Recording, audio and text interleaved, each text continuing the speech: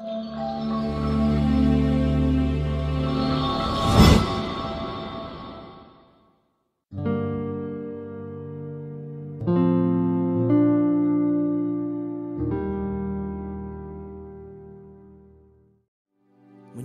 Engkau dengan segenap hati dan hidup kami, Tuhan. Thank you Lord Jesus.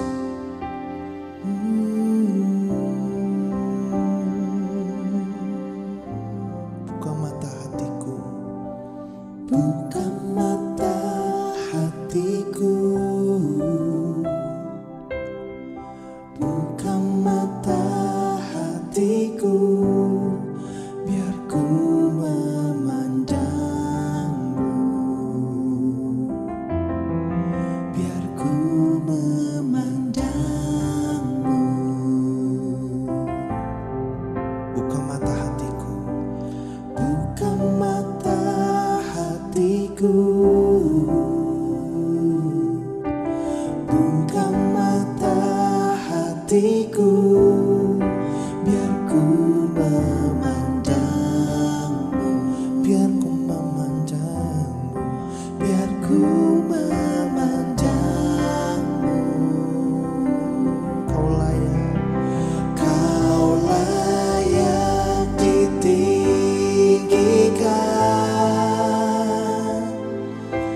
nyata kemuliaan-Mu, curahkanlah kuasa-Mu, ku sembah kudus, kudus, kudus. Buka mata hatiku Tuhan, buka mata hatiku, buka mata hatiku, biar ku memandangmu, biar ku memandang, biar ku memandangmu. Buka mata hatiku, buka mata hatiku, buka mata hatiku, biar ku memandangmu, Tuhan, biar ku memandangmu. Kau layak, kau layak ditinggikan. Amin. Nyata kemuliaan-Mu, curahkanlah kuasa-Mu, ku sembah kudus, kudus, kudus. Kau layak, kau layak ditinggikan. Nyata kemuliaan-Mu, curahkanlah kuasa-Mu, ku sembah kudus, kudus, kudus. Katakan kudus, kudus, kudus, kudus, kudus. Engkau kudus, kudus, kudus. Oh, kudus, kudus, kudus, biar ku memandangmu. Kudus, kudus, kudus, kudus. Amin Tuhan. Kudus, kudus, kudus. Kudus, kudus, kudus, biar ku memandangmu. Sekali lagi katakan, kudus Tuhan, Kau kudus. Kudus, kudus, kudus. Kudus, kudus, kudus. Oh kudus, kudus, kudus, biar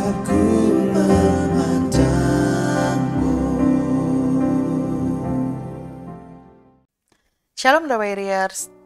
Tema renungan firman pada hari ini saya beri judul Kesetiaan Berbuah Berkat yang diambil dari Kitab Rut pasal 1 sampai 4. Nah, renungan firman yang akan saya bagikan pada hari ini berkisah tentang seorang perempuan yang bernama Rut. Nah, Rut ini adalah tokoh di dalam Perjanjian Lama yang ditulis di dalam sebuah kitab dengan judul yang sama seperti namanya, yaitu Kitab Rut. Dan arti dari nama Rut sendiri itu artinya persahabatan. Nah, dikatakan juga di dalam Alkitab bahwa Rut adalah seorang keturunan dari bangsa Moab. Sebelum kita bahas renungan firman kita lebih jauh, kita lihat dulu dari garis keturunan asal Rut, yaitu bangsa Moab. Nah, asal mula suku Moab adalah keturunan Moab. Nah, Moab itu ternyata adalah putra Lot yang lahir dari hubungan intim antara Lot dengan putri sulungnya. Yang kisahnya bisa kita baca di dalam Kejadian pasal 19. Nah, dari Zoar, tempat pertama suku Moab itu berkembang pada batas bagian tenggara Laut Mati. Bangsa Moab ini menyelimuti wilayah timurnya Yordan. Sebelum peristiwa Keluaran, di bawah pimpinan Raja Sihon, suku Amori menyeberang sungai Yordan dan mengusir suku Moab ke daerah di antara sungai lembah Arnon dan sungai Yabok, dan menjadikan kota Heshbon sebagai ibu kota mereka. Suku Moab kemudian terbatas pada daerah di selatan lembah Arnon. Itu nanti bisa dibaca di dalam kitab Bilangan ya, pasal 21. Nah, tokoh Alkitab terpenting yang berasal dari Moab adalah Rut, yang berhubungan darah dengan Israel melalui Lot, keponakannya Abraham.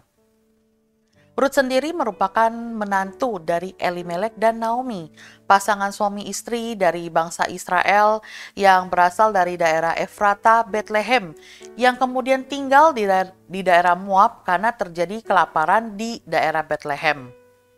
Rut adalah istri dari Mahlon, yang kemudian setelah ayah mertua dan suaminya meninggal, Rut mengikuti Naomi kembali ke bangsa Israel.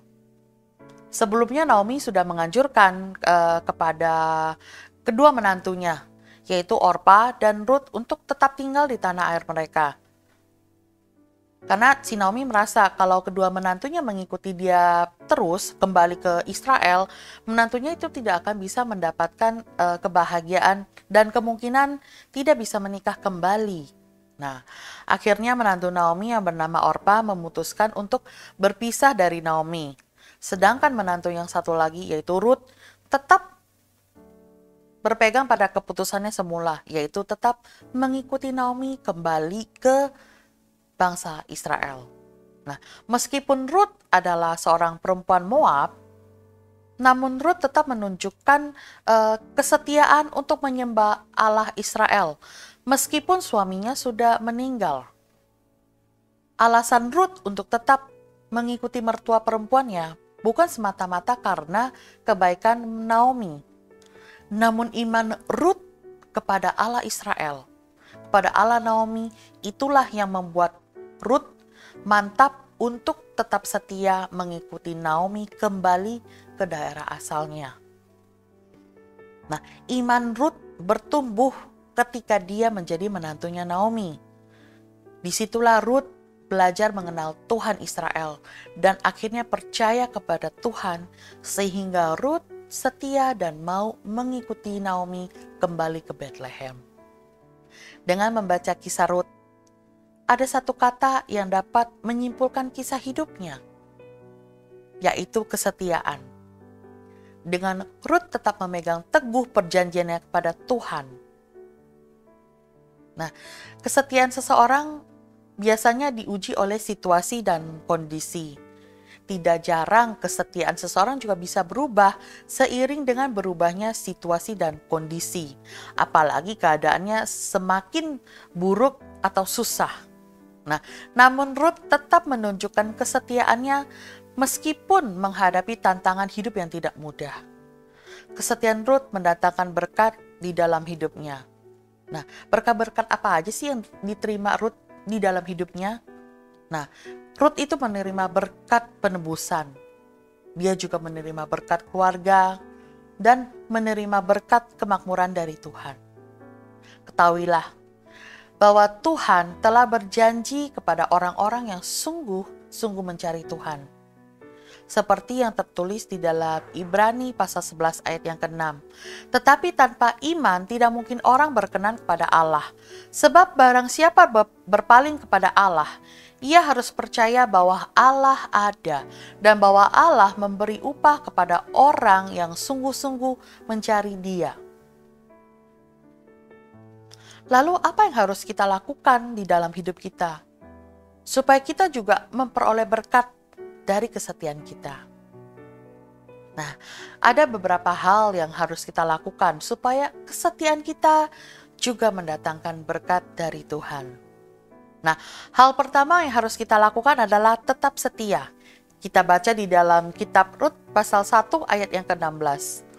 Tetapi kata Rut, janganlah desak aku meninggalkan engkau dan pulang dengan tidak mengikuti engkau. Sebab kemana engkau pergi, ke situ jugalah aku pergi. Dan di mana engkau bermalam, di situ jugalah aku bermalam. Bangsamulah bangsaku dan Allahmulah Allahku.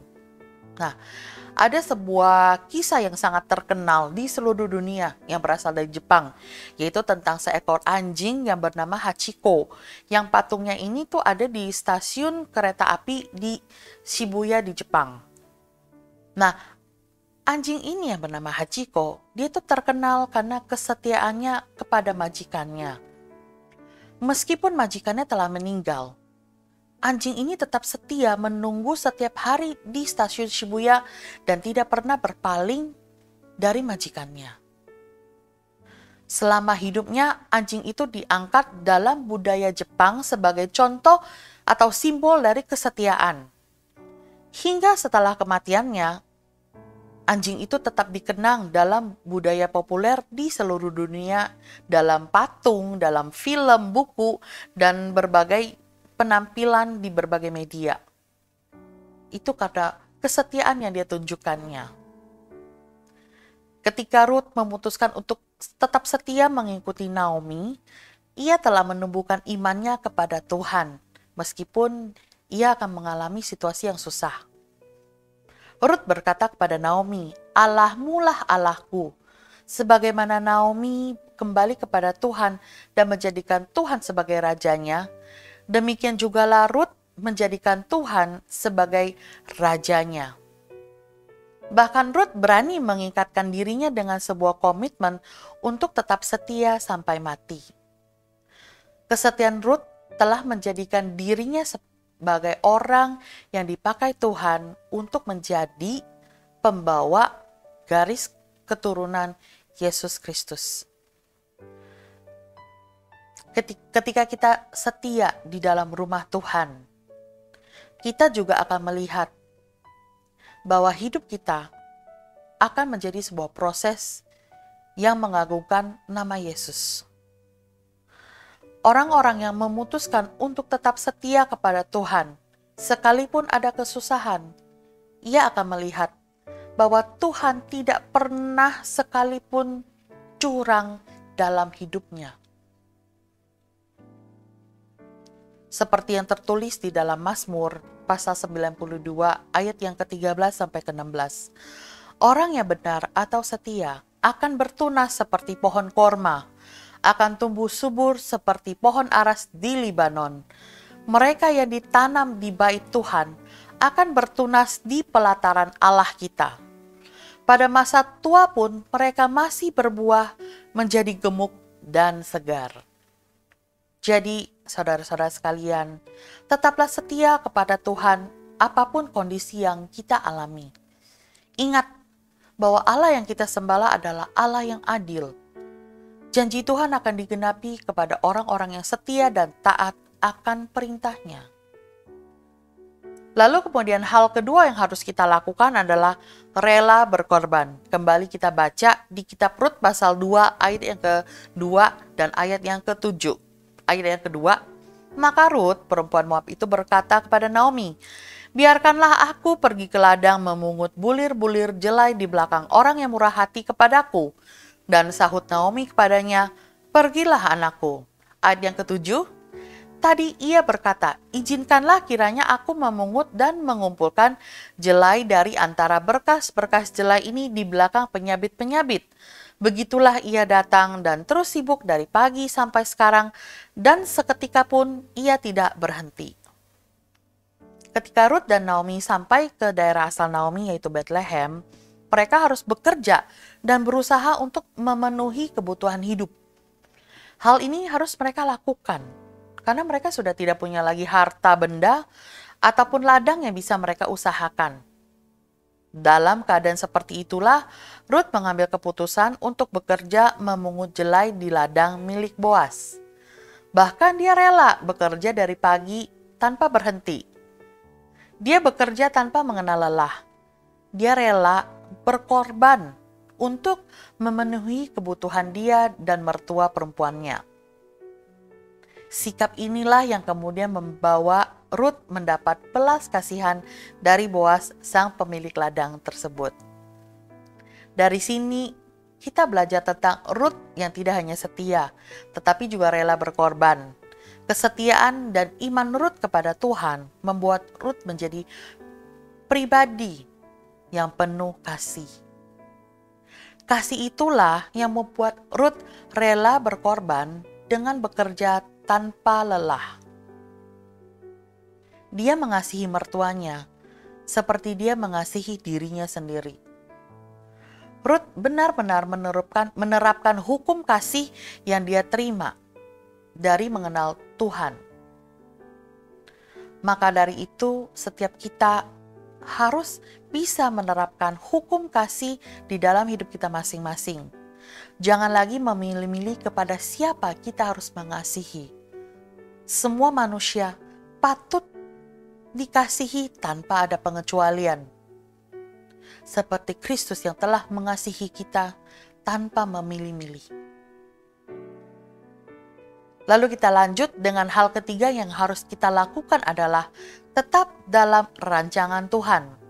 Kita baca di Rut pasal yang keempat, ayat yang ke-14 sampai dengan 17.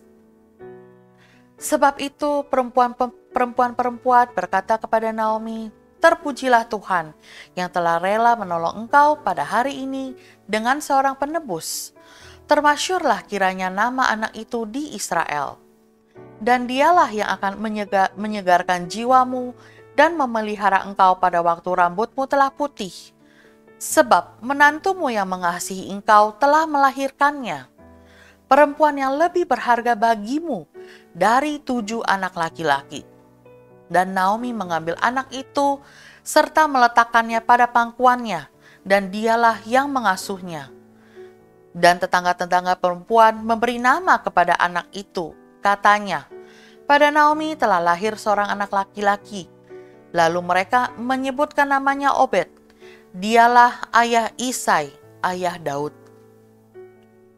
Akhir kisah hidup Rut adalah sesuatu yang tidak pernah Rut pikirkan, bahkan dia bayangkan sebelumnya. Sikap Rut yang setia dan rela berkorban membuat dia mengalami kasih karunia dan kemurahan dari Tuhan.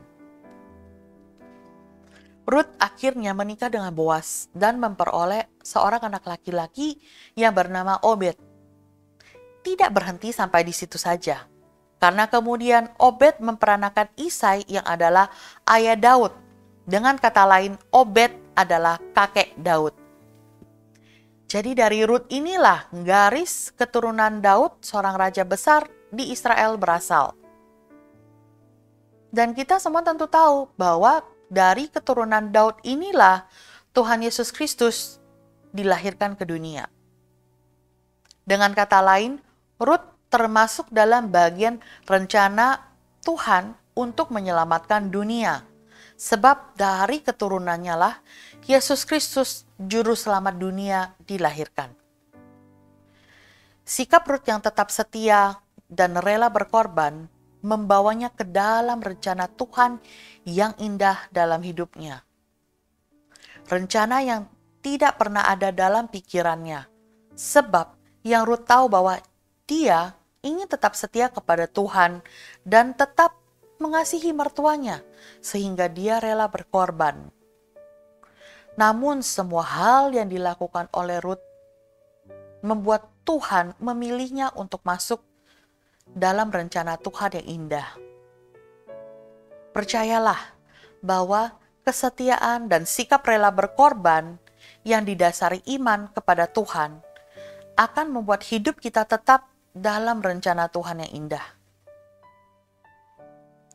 Nah, Ruth sudah memberikan kita contoh dan telah dibuktikan melalui kesaksian hidupnya bahwa dengan tetap setia kepada Tuhan, apapun kondisinya. Ruth sudah memberi kita contoh dan telah dibuktikan melalui kesaksian hidupnya bahwa dengan tetap setia kepada Tuhan, apapun kondisi yang kita alami, maka Tuhan akan memakai hidup kita untuk kemuliaan namanya. Bukan hal yang mustahil bagi Tuhan untuk memakai siapa saja yang berkenan dibantunya. Bahkan Ruth sekalipun yang berasal dari suku Moab, Tuhan pakai dengan luar biasa. Oleh karena itu, mulai saat ini juga lakukanlah hal-hal yang berkenan kepada Tuhan dengan setia, supaya kesetiaan kita akan berbuah berkat di dalam hidup kita. Amin. Semoga menjadi berkat. Tuhan Yesus memberkati. Shalom.